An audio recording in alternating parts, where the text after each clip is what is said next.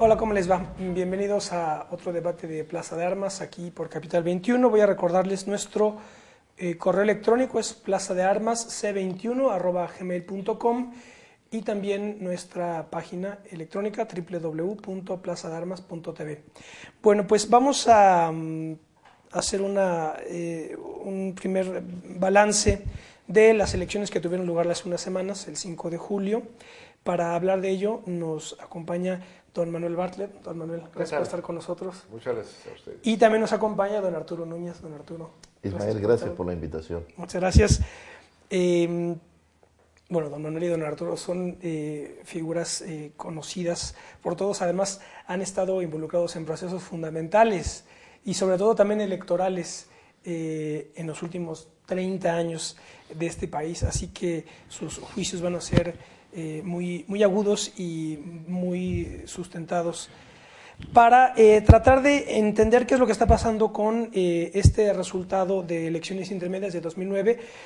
Habríamos que, simplemente para poner dos criterios de discusión, yo definiría dos grandes perspectivas, una perspectiva formal y una perspectiva material. La perspectiva formal es en la que se configuran o se renuevan poderes formales, digamos, legales y legítimos, que son las elecciones en donde las cámaras se renuevan, las gobernaturas o las alcaldías también lo hacen.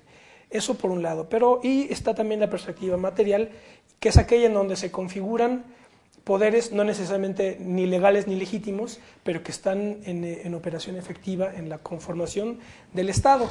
Y pues estas dos perspectivas están intercaladas. Por ejemplo, toda la campaña del voto nulo estaba dibujada en el terreno formal.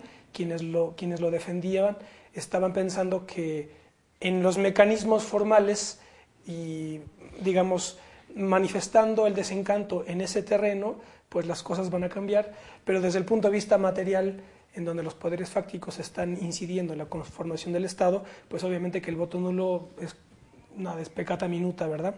Así que bueno, pues ¿cuál sería su primer impresión, don Manuel, don Arturo, sobre este resultado electoral en el que evidentemente el PRI queda una vez más como una figura política clave para lo que viene?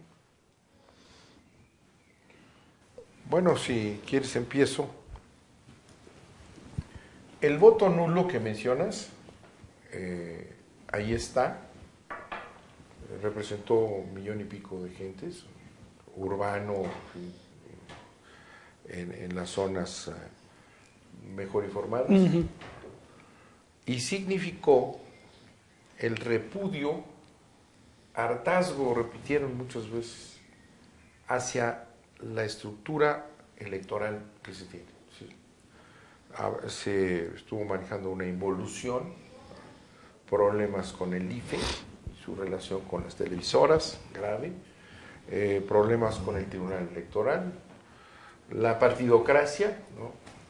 Una clase política que no resuelve, en fin, un reclamo importante.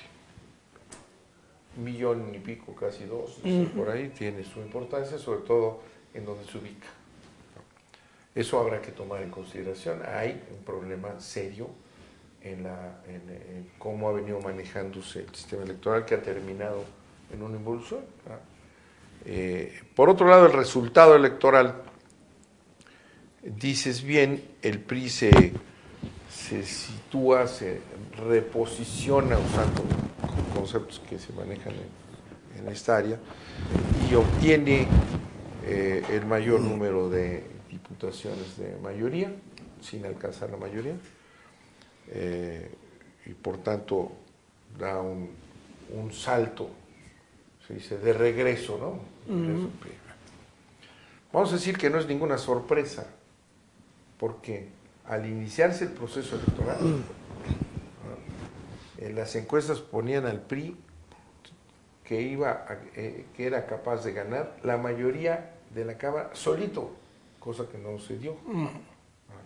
Ahí se le combina con el verde. Entonces, estuvo anunciado siempre. ¿Y por qué estuvo anunciado siempre? ¿Por qué siempre se tenía medido el desplome del PAN. Pues es lo más normal, un gobierno ineficaz, una crisis pavorosa no atendida, una inseguridad en una guerra que se pierde, en fin, un desgobierno claro. Sí, entonces el resultado que se viene es el resultado más normal en cualquier país del mundo, ¿no? Ahora, la guerra está, la interferencia de Calderón en las elecciones, su pandemia y sus invasiones, y se centró él en romper toda la estructura de la elección y él fijó la agenda, se metió en todo, manipuló los medios, con los medios. Entonces, el resultado no es tan desastroso para el PAN como debió haber sido peor. Perfectamente justificado. Entonces, ese es el resultado que tenemos ahí, ese voto que recupera el PRI además, porque recordemos que en la intermedia de Fox, el PRI se posiciona muy bien, habiendo perdido la presidencial, la intermedia se posiciona muy bien, al grado de que pues hay un canto de victoria al interior del partido, revolución institucional, y dice vamos a ganar. ¿Y qué pasa después? Madrazo se apodera de la candidatura con Salinas de Gortari, que hay que tenerlo ahí siempre, se apoderan de la candidatura, hacen una campaña de derecha y desaparecen al PRI, porque la elección del 2006, ¿verdad?, es una elección entre el PRI y el PRD, entre el PAN y el PRD, desaparece el PRI porque el PRI termina siendo una copia del PAN, claro, mimetizado, entonces madrazo y todos al tercer lugar.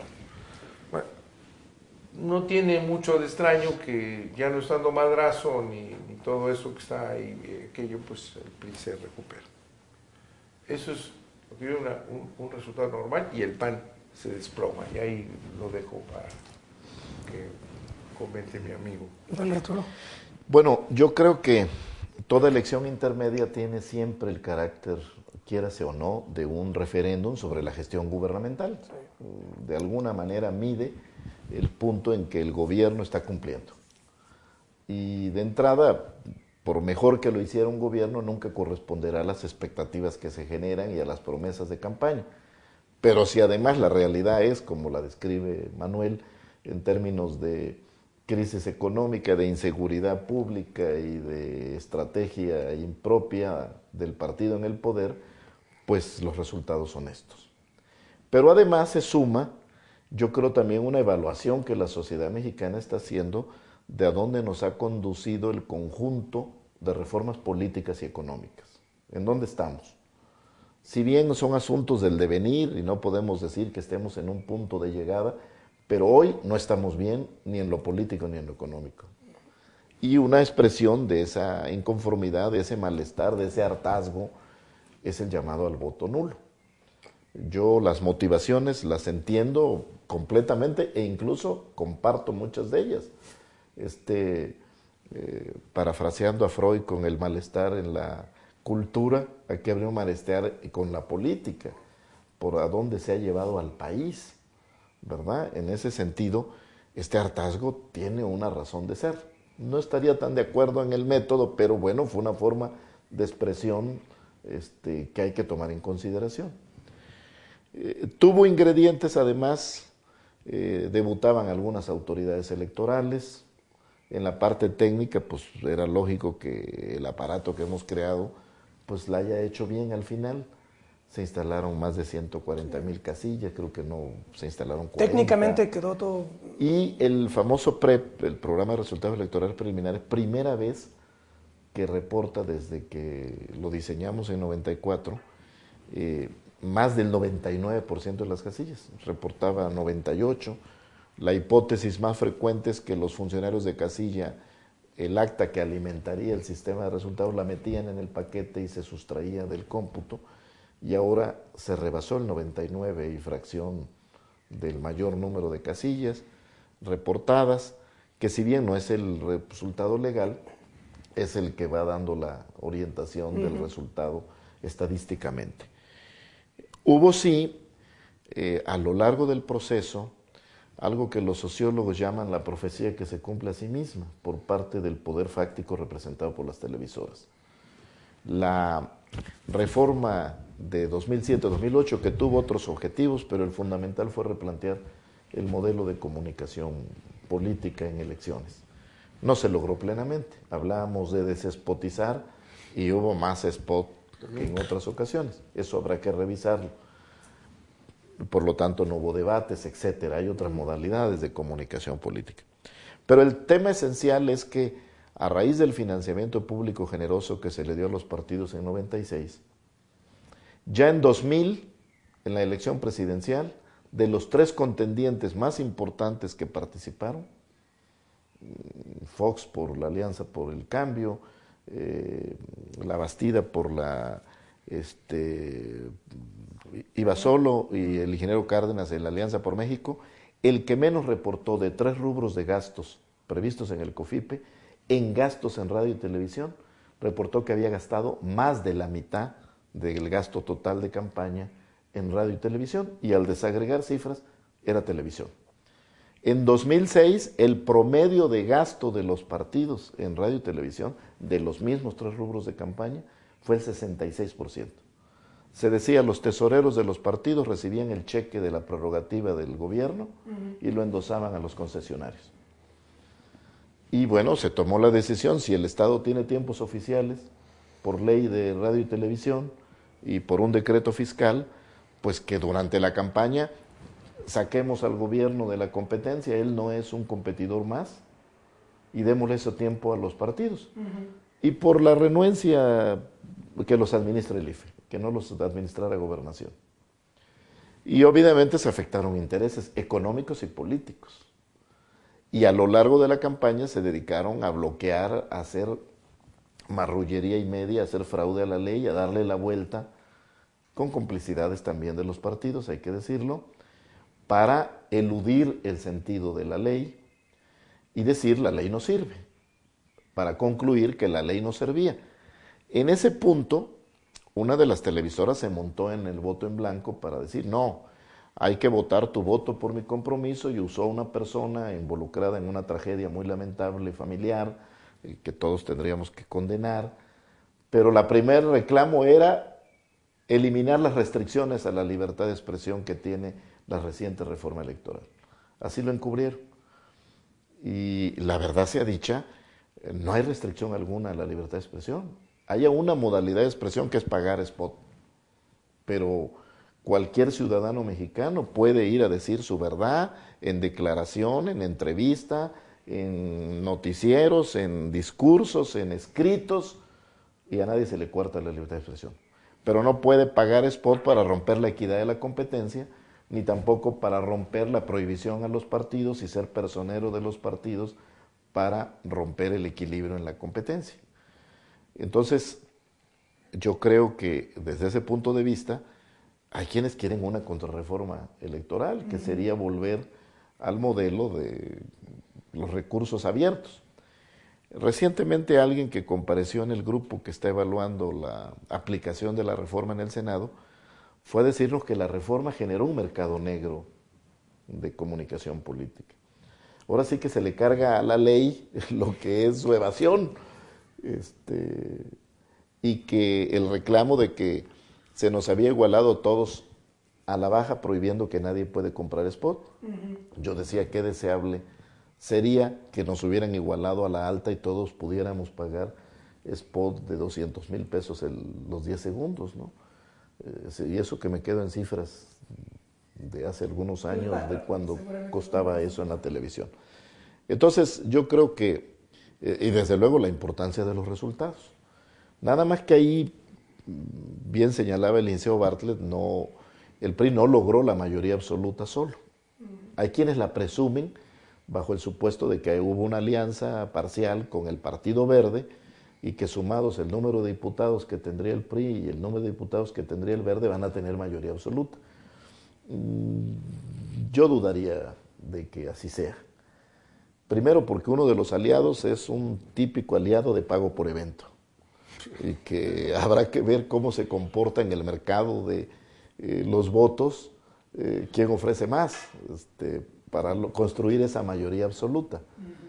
Y por otra parte, eso supone que los demás actores no intervinieran, pero hasta aquí dejaría mi primera reacción a tu introducción sobre el resultado electoral. Sí, yo el comentario que hacía en esta doble perspectiva, estas dos perspectivas, la formal y la material, es que a mí me parece que el repudio evidentemente que puede compartirse, el repudio digamos de manera generalizada, ¿verdad?, hacia la clase política puede compartirse, pero el asunto sería que el poder desde un punto de vista material es un imposible político, no existe vacío de poder, entonces siempre va a ser ocupado por alguien. Y de hecho, cualquier iniciativa, que me parece que ahora hay una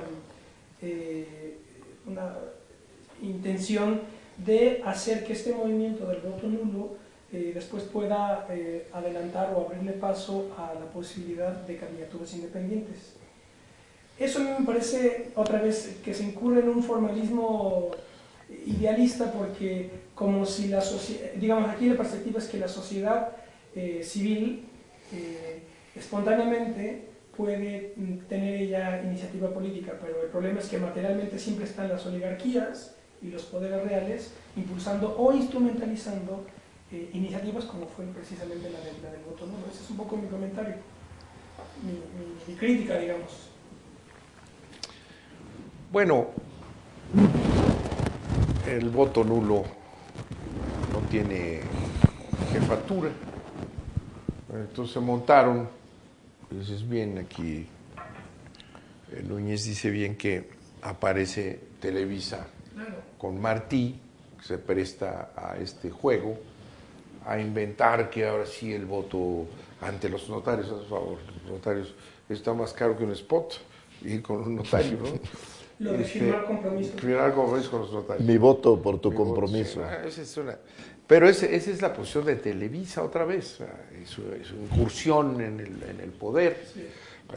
Y empiezan a deformar el voto nulo para sacarle provecho de hacer esa contrarreforma que han estado empujando desde el día siguiente que se aprobó la reforma en materia de medios. Entonces ahí se van a agarrar de esto. El hecho es que el hartazgo y el repudio a la partidocracia, el repudio a la clase política, a la corrupción, ahí está. Y no lo van a...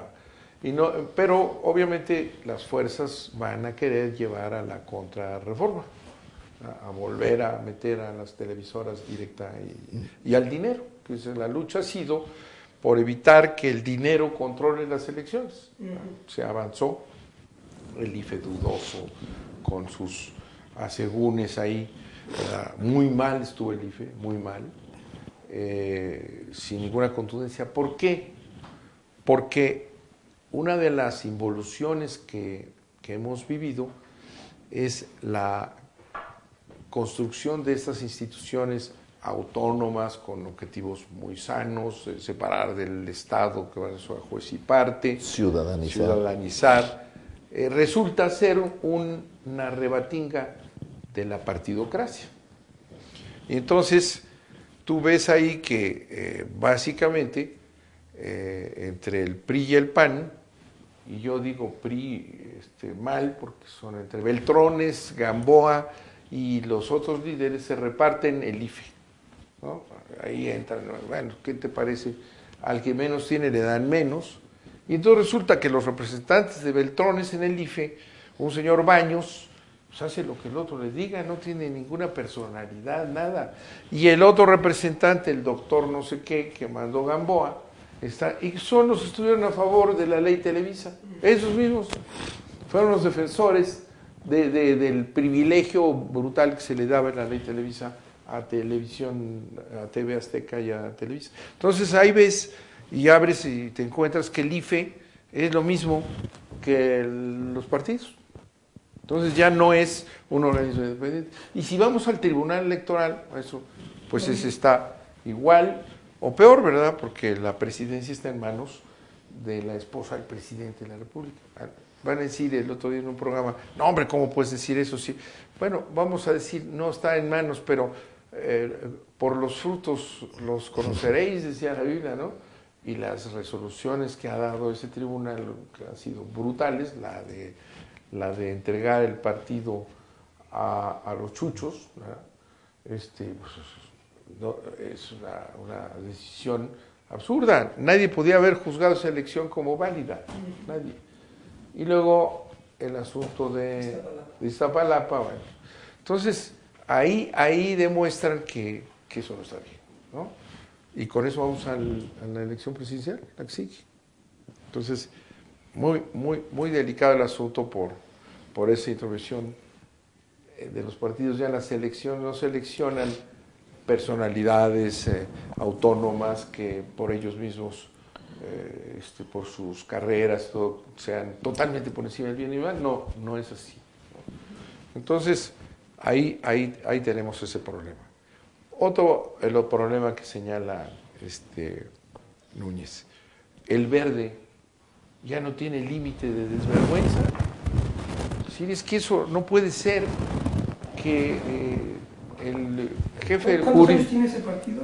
10 más o menos, ¿no? No, obtiene su registro allá sí, por 91, ¿no? Sí, ya es. Pero 18. Juega, como dice Núñez, por evento, ¿no? Traicionó entrando, fue parte del foxismo, ¿no? Fue parte del foxismo para sacar al PRI de los Pinos.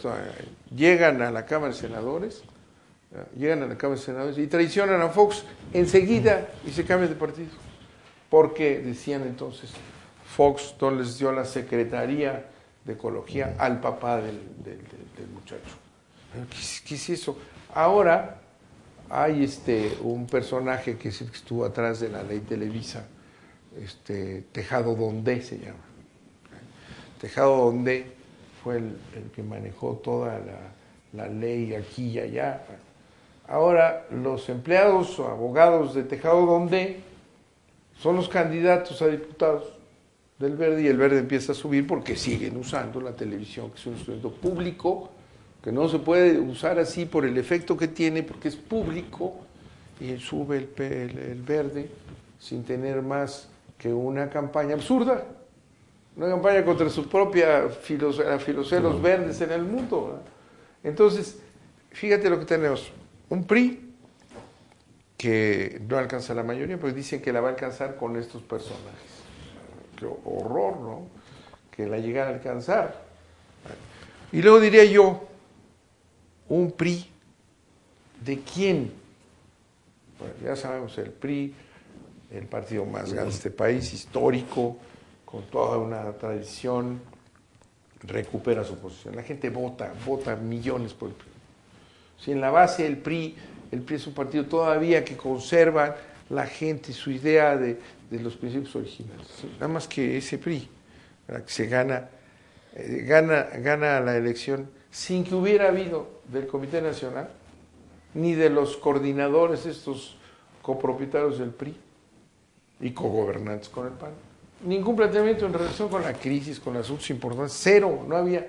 Esos diputados que llegan sin mandato, sino no hay una postura de oposición de decir es que tenemos que ir a cambiar el modelo neoliberal, es que tenemos que hacer esto, es que el asunto fiscal es esto. No. Ganaron entonces con el silencio de la señora Paredes y de los otros ahí agazapados. Entonces llega a ese PRI que recoge los votos, llega a la Cámara, ¿y qué va a representar? ¿Va a representar el cogobierno de Beltrones con el PAN? Eso es lo que va a representar, pues bonito triunfo priista, ¿no? Porque yo digo, el PRI, la gente votó en contra del PAN. Cuando votan PRI, votan en contra del PAN, ¿no? No puedes después, aquellos que recogen ese voto y se sientan en la Cámara, no puedes convertirlos en el PAN. ¿Verdad? Y eso es lo que hacen los Gamboas y estos que votan con el PAN. Entonces tenemos el riesgo de que ese triunfo del PRI sea manejado otra vez. Que apuntarle al PAN. Por ahí arriba apuntar, que a final de cuentas no es el PAN, ¿sabes qué es? Es la plutocracia. esos grandes sectores económicos de este país ligados a los internacionales, que son los que mandan aquí. Ese es el peligro de esta elección. Bueno, yo quisiera advertir que estamos en una paradoja. Efectivamente, los partidos en lo individual y en conjunto como sistema de partidos tienen harta la sociedad. Sus resultados, por sus obras los conoceréis, ahí están a la mitad de la población en pobreza, un embudo en la cobertura educativa que lleva a una gran cantidad de rechazados, desempleo, migrantes, economía informal y delitos al por mayor. Todos los indicadores, vamos para atrás, hay desánimo nacional que se percibe, lo advierte uno en los distintos sectores sociales, y curiosamente ese sistema de partidos tendría que ser el responsable de las respuestas a esta situación, porque no hemos inventado nada como humanidad mejor que los partidos. Lo que hay después de los partidos sería los liderazgos personalizados que pueden tener un sentido en un momento histórico, pero que no necesariamente son siempre mejores que los partidos. O lo que tú apuntabas. Entonces, como los partidos no sirven, candidatos independientes. Cuidado, porque independientes ¿de quién? ¿De quién? Claro. Evidentemente, de los partidos, bueno, en este momento hay una crítica a la partidocracia, pero van a ser candidatos de Televisa, de Televisión Azteca y de los poderes fácticos impulsando. O de la CIA o de George Soros o yo sé. Difícilmente saldrían de la sociedad civil, claro. porque ese es el mito. Probablemente uno que otro, pero vendrían problemas. Bueno, Castañeda, un ejemplo. Claro, Castañeda. Suponte que hubiese ganado Castañeda o el doctor Simi en la elección del 2006 y fuera presidente de la República un candidato independiente. Si un presidente de un partido que este año, el 16 de septiembre, cumple 70 años, como el PAN, por no tener mayorías, es uno de los elementos por los que mal gobierna, imagínate un llanero solitario que no tiene diputados y senadores que lo apoyen. Lo más reciente y más cercano que vimos fue a Fujimori con la tentación de disolver el Congreso. Suponte que no vamos a tener candidatos independientes para el Ejecutivo, pero sí para el Legislativo, y que en un número X que en determinadas votaciones pueden hacer la diferencia, haya que irlos convenciendo uno por uno. Esto va a terminar en la compra del voto parlamentario. En Estados Unidos lo compran a la manera americana. Como el señor se quiere reelegir, pues le dan escuelas, hospitales y también dinero. No es la pureza de la representación política. Pero les funciona. Acá a lo mejor nada más bastaría el portafolio de dinero para que vote en un sentido y dentro de muy poco tiempo estaríamos exigiendo que terminen los legisladores independientes porque el trafique de votos y la compra está a la orden del día. No digo que no ocurra con partidos, pero es más difícil en la medida que hay una colegialidad y un ente colectivo de más participación. Sí. También en la circunstancia mexicana está el financiamiento del narcotráfico. Hoy hemos visto que el narco compra estados, gobiernos, partidos, pero con mayor facilidad individuos, candidatos independientes. Entonces, también habría que tener reparos en ello. Hay otras formas de participación ciudadana. A veces al sistema electoral se le pide que dé gobernabilidad, que produzca mayorías. No, que dé representatividad, que sea el daguerrotipo de la sociedad, decía Mariano Otero, que estén representados todos. No, que dé legitimidad. No, que dé participación ciudadana. Pues no se puede a veces todo.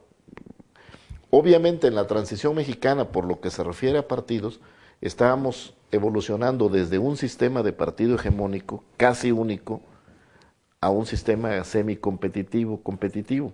Y lo que tenía que ponérsele enfrente era otros partidos, no ciudadanos independientes. Así nunca íbamos a demoler al partido hegemónico. Evidentemente fue un proceso largo. Probablemente hoy el reclamo ciudadano es totalmente válido y hay que buscar formas de darle respuestas. Y hay muchos mecanismos de democracia semidirecta, de la misma conformación de las listas de representación proporcional, etcétera. Pero También hay aspectos de la partidocracia que es ineludible criticar. El licenciado Bartlett tiene toda la razón.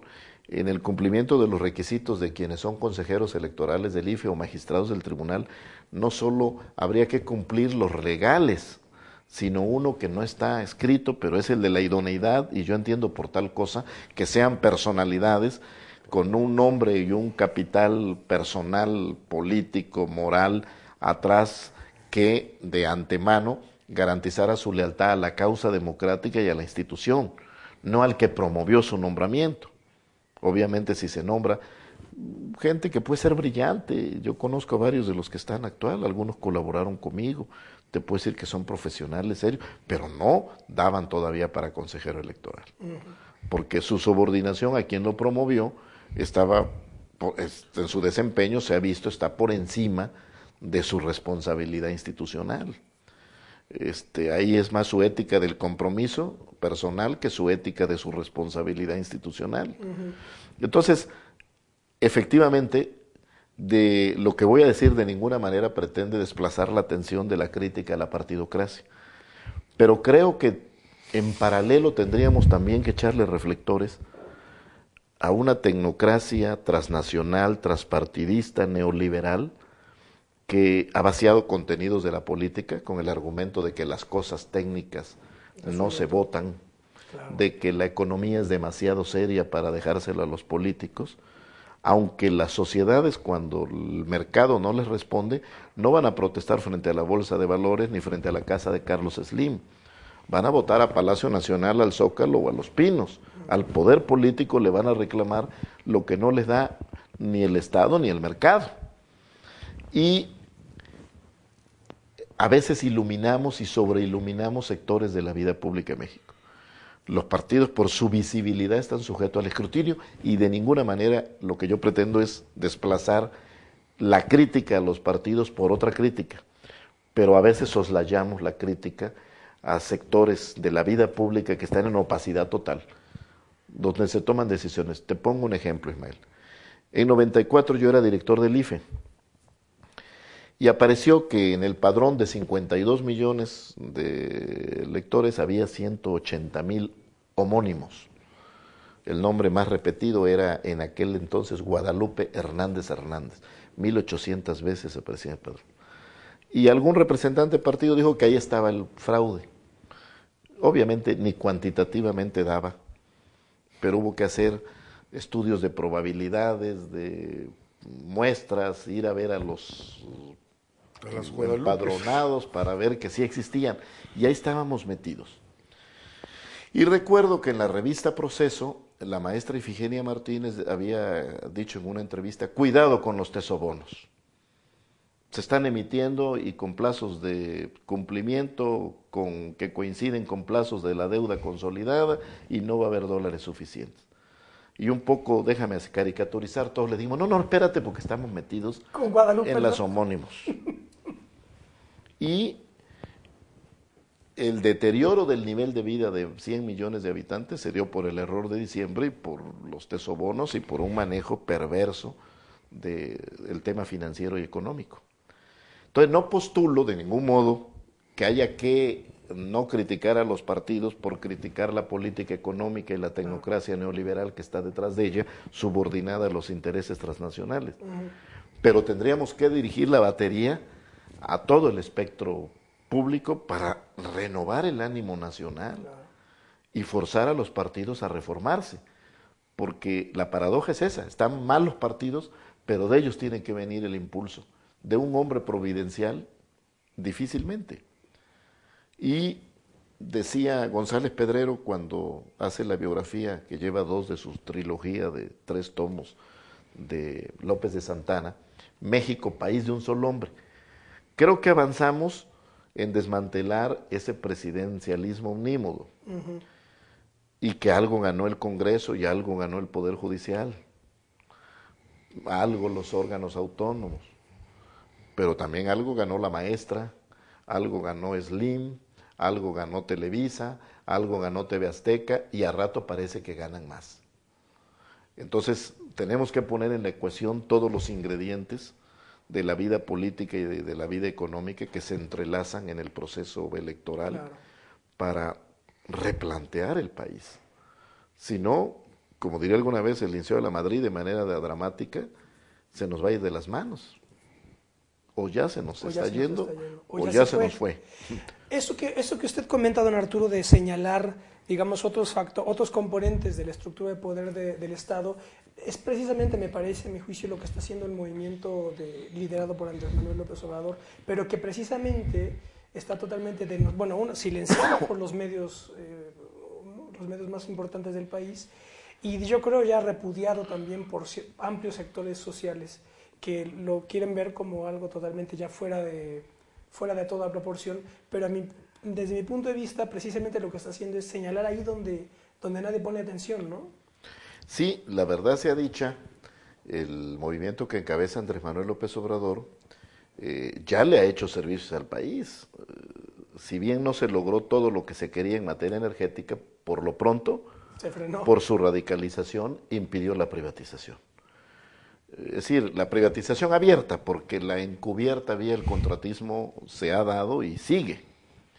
Pero la abierta de la transferencia incluso de propiedades en la refinación, en la distribución, en las redes de ductos, era la pretensión de Calderón el año pasado. El PRI lo valió.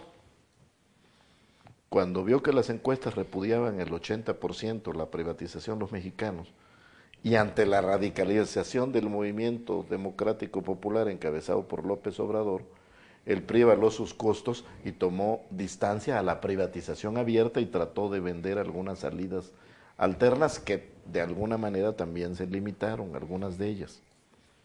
Entonces, sí, es un movimiento que en algún momento de conversaciones en privado en las negociaciones, alguien me decía, pero es que eso es irracional, es ponernos una pistola para negociar, de que si no hacemos lo que se quiere va a haber resistencia civil.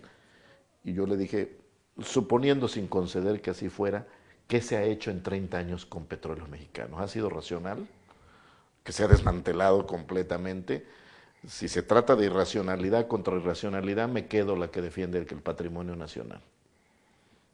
Sí, porque nos querían aplicar la lógica de los números, ¿no? Claro. Se ponen de acuerdo el PRI y el PAN y sacan adelante la reforma privatizadora abierta de Pemex. Con números de hecho inducidos. Sí, entonces yo creo que hay una coincidencia desde otra perspectiva en el desgaste de los partidos. Eso tiene algo que ver con los problemas que tiene hoy en día la izquierda y concretamente la que se expresa en el PRD y un poco en los resultados electorales, que también hay que mencionarlo. Pero es necesario un replanteamiento. El país está verdaderamente en una situación muy dramática. Uh-huh. Pero yo el problema que veo es que cuando cada que hay una ronda electoral, digamos que todas las campañas de manera generalizada, por un lado bajan el nivel de discusión, es decir, no se discute nada o no se propone realmente nada en las campañas electorales, y la preocupación que tengo es este nivel de debate, este nivel de antagonismo en el que cobra su sentido cabal, por ejemplo, lo que está haciendo Andrés Manuel López Obrador, ¿cómo puede traducirse en una campaña electoral y dar frutos electorales? Acabamos de ver, por ejemplo, que el PRD quedó muy mal en la elección. ¿Cómo se puede llevar eso a una cristalización política?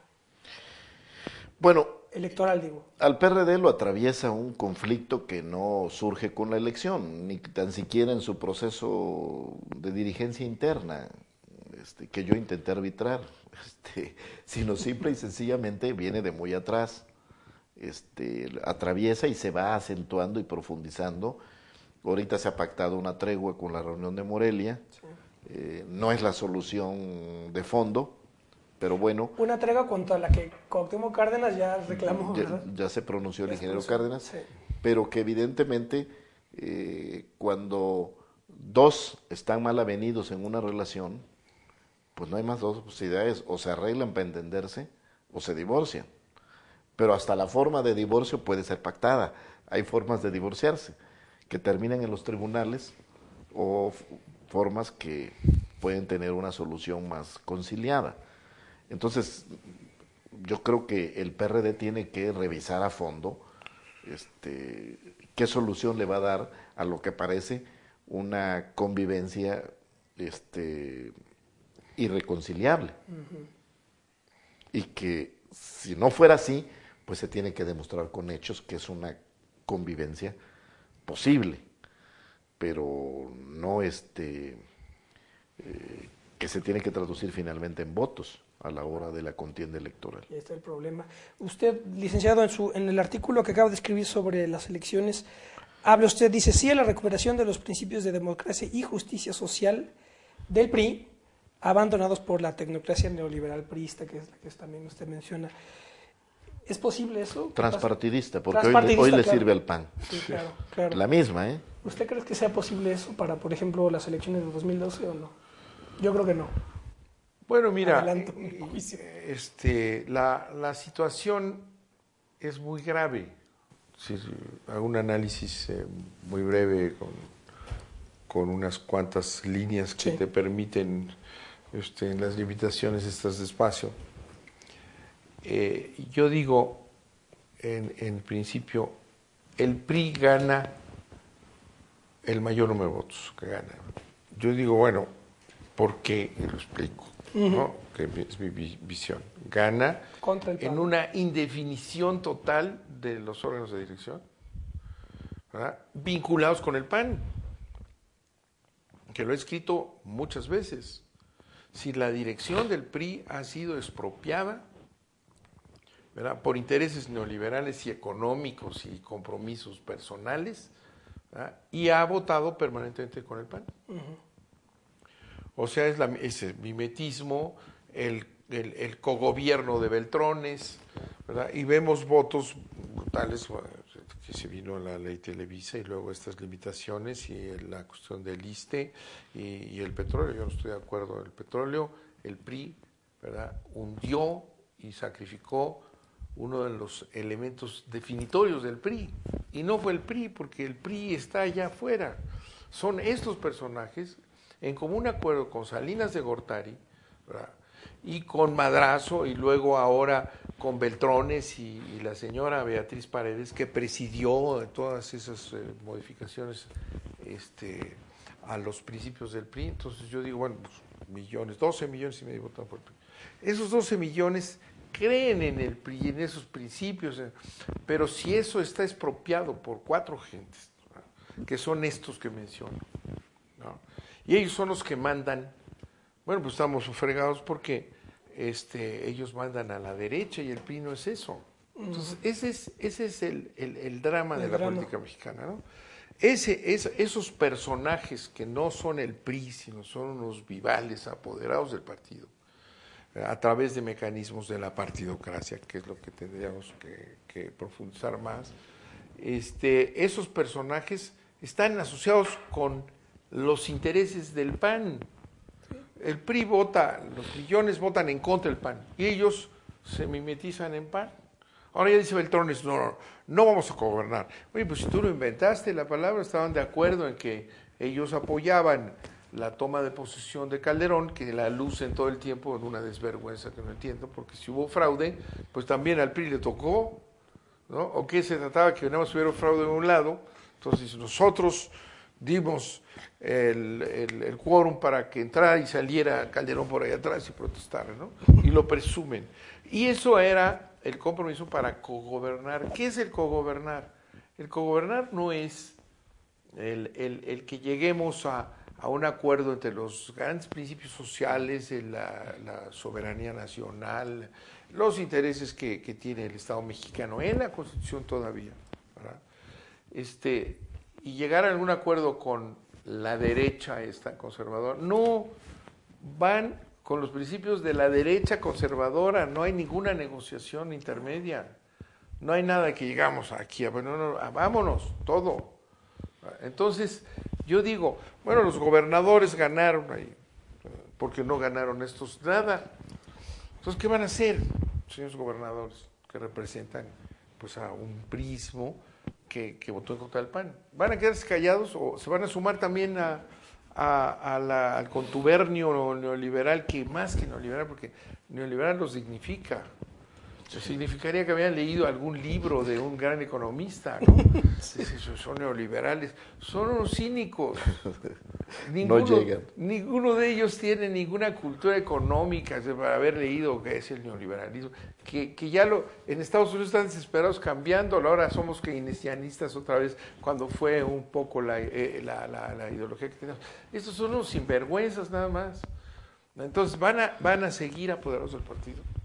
Ya dice Gamboa, imagínate Gamboa, que no ha leído un libro en su vida, como no sea el del banco.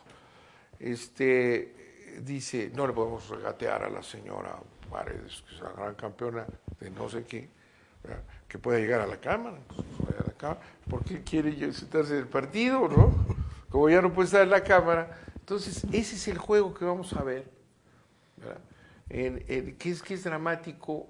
Tú me dices, ¿se podrá recuperar los principios? Ellos, yo digo, si no entienden lo que pasó, trato de explicar a los gobernadores, señores, acuérdense, también el PRI ganó a la mitad de Fox, y luego se fue al tercer lugar porque se derechizó, perdió perfil, no fue nada en la elección, madrazo al suelo, ¿verdad? Entonces, cuidado, pero eso los va a convencer. Algunos amigos míos intelectuales, no quiero mencionar su nombre, me dicen, no, hombre, tú estás, no estás de acuerdo con nada, ganó el PRI, hay que regocijarse. Bueno, yo digo, hay que regocijarse que perdió el PAN, Sí.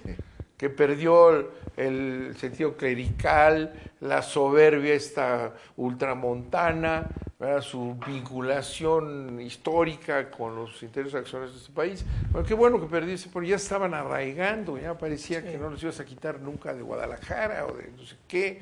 Bueno, qué bueno que perdió. Ahora, ¿quién ganó? ¿Vamos a recuperar esos principios? Yo aquí me voy a otro punto. Si no hay oposición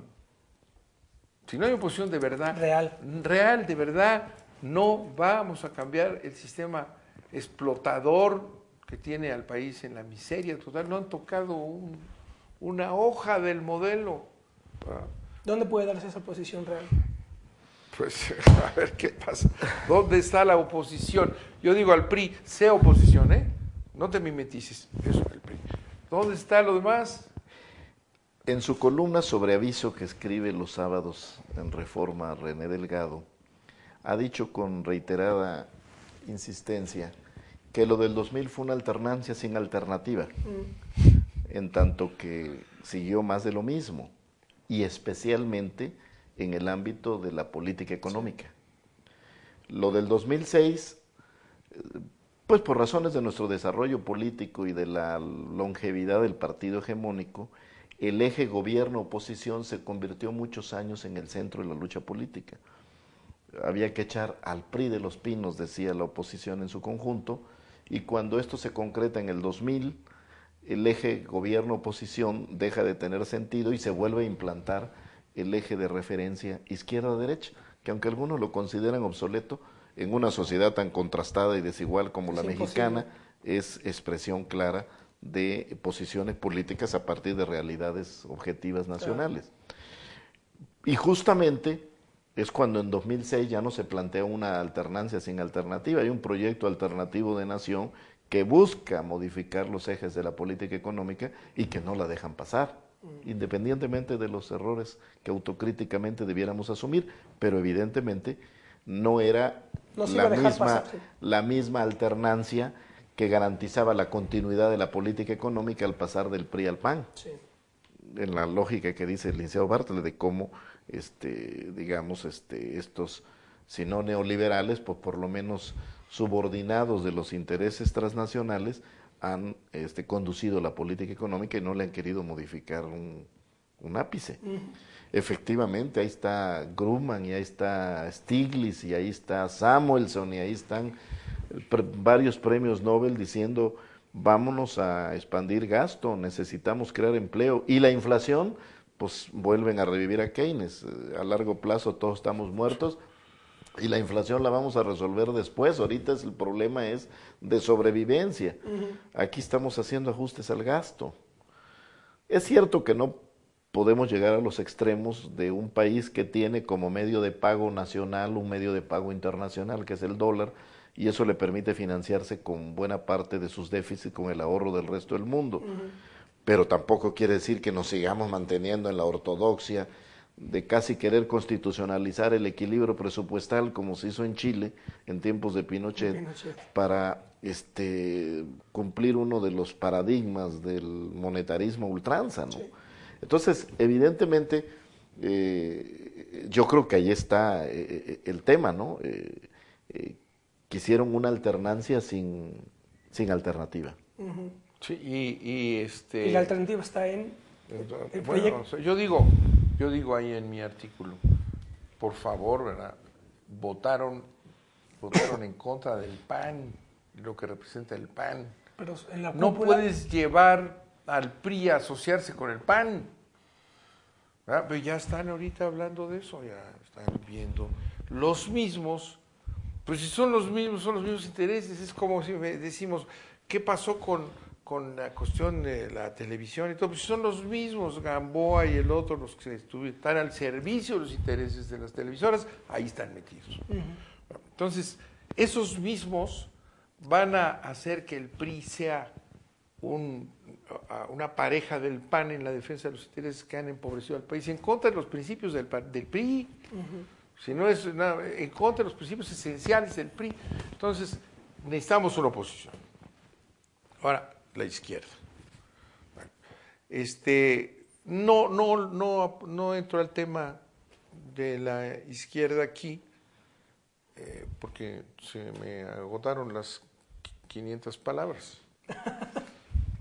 Pero es parte del asunto, bueno, sí. Porque tú dices, bueno, pues la gente regresa al PRI. Es que la gran inteligencia de Paredes y compañía es que nosotros sí sabemos gobernar. Bueno, pues es pero grullo, ¿no? Sí sabemos. La gente dice, sí, hombre, es que con el PRI estábamos mejor, man. Hay que regresar al PRI, ahí estaban los millones. Estábamos mejor cuando estábamos peor. Entonces, tú dices, ahí está. Esa masa que regresa después del fracaso madracista y toda esa... ¿Y qué pasó? Un elemento más que no trato. ¿Verdad? Votan en contra del PAN. Esos 12 millones y medio votan en contra de Calderón, en contra del PAN, en contra del cardenal de Guadalajara y su compinche gobernador. Bueno, eso es lo que repudian, ¿no? Pero no había nada a la izquierda. Este es un elemento importante. Sí, ahí está el PRI como opción. ¿Pero por qué no había nada a la izquierda? Yo creo que sí había, ¿no? Pues no hubo. Una de las encuestas de salida que buscan el perfil del elector reporta que sectores sociales de bajos ingresos que tradicionalmente habían sido, digamos, partidarios de la izquierda, votaron por PRI. Es decir, hay que decir de alguna manera, y lo asumo autocríticamente como miembro del PRD, el PRI gana porque uno, se rechaza al PAN y dos, se rechaza a una izquierda que está en la guerra metida civil. en la vista a su ombligo y que no es capaz de trascender el problema interno de una vez por todas. Entonces ahí ya no hubo, claro. No hubo sí, eso. Es que habrá que distinguir porque una cosa es el PRD, otra cosa es Andrés Manuel López Obrador, ¿verdad? Bueno, ¿cuál era el bueno y cuál era el malo? Y aquí, y esto y lo otro. Pues entonces no había la opción que se construyó en el 2006. Pero no hay afirmaciones del PRI que tú dijeras, la ciudadanía votó por eso, claro. Todo esto porque se lo planteó el PRI. El PRI lo que estuvo es defensivo de cómo le llamó Beatriz Paredes, el muchacho impertinente, pendenciero, que les hizo el gran Germán favor. Martínez, en torno de la lucha por el narcotráfico. Les hizo el favor Germancito de encontrar un enemigo, porque el enemigo no del PRI o el adversario es la derecha históricamente. Entonces encontraron a este personaje que hizo el juego y entonces peleaban. De que somos diferentes. De a mentiritas además, porque no pasaban de ahí. Porque era un tema light. Y de un folclorismo. Ahí, entonces sí hubo grandes. Al final, ¿hubo eso antes? Pues igualitos. ¿Cuándo hubo un señalamiento a Calderón de parte del Comité Nacional del PRI? ¿Verdad? De los Gamboas y los Beltrones asociados en el cogobierno. No, en los estados fue donde se dieron las batallas. Bueno, en los estados resurgió el PRI, vamos a ganar los priistas, aquí estamos. Y los vuelves a ver y ahí están, sí, vamos a ganar. Y surge el PRI y ahí sí hay el por qué ganar en Puebla, por qué ganar en Tabasco, por qué ganar acá, por qué ganar allá. Aquí a nivel nacional. Entonces, ¿qué va a hacer? ¿Dónde está la dirección CEPRI? Si son los mismos, pues está en la misma circunstancia. Entonces, ¿dónde está lo otro? ¿Qué va a pasar? Es la gran pregunta. ¿Qué va a pasar con la izquierda? Antes de esto, hace un momento mencionábamos que... Nos quedan ya un minuto. Bueno, sí, para nada más concluir, mencionaba sí, que al desmantelar el presidencialismo hegemónico, quienes habían ganado el poder, y no mencionamos a los gobernadores, porque, digamos, para decirlo de un modo elegante, el antiguo régimen, el presidente era el factor de equilibrio en los estados, no los poderes formales, a veces ni los fácticos, sino el presidente de la República como jefe de la clase política priista. Ahora los gobernadores son de horca y cuchillo, y el clientelismo electoral vía los programas sociales y de gobernantes de cualquier signo. Bueno, evidentemente, si la izquierda como condición necesaria no resuelve su problema interno, no va a poder plantearse como la opción que le urge a este país. Sí, ese problema interno, bueno, pues es cuestión de estos grupos. El problema interno tiene que resolverse, doy mi opinión, hacia la izquierda, Sí, claro. El problema Pues no interno, está claro, el problema interno del PRD del PRD hacia la izquierda. hacia la izquierda no está claro, porque ahí hay otro contubernio y otras cosas y otro cogobierno, maestro. Sí, entonces, eso es clave. Sí, claro. Bueno, pues don Manuel, don Arturo, muchas gracias por haber estado con nosotros, muchas gracias a comentando, ustedes. haciendo sus comentarios. Y bueno, nosotros nos vemos la próxima semana. Hasta pronto.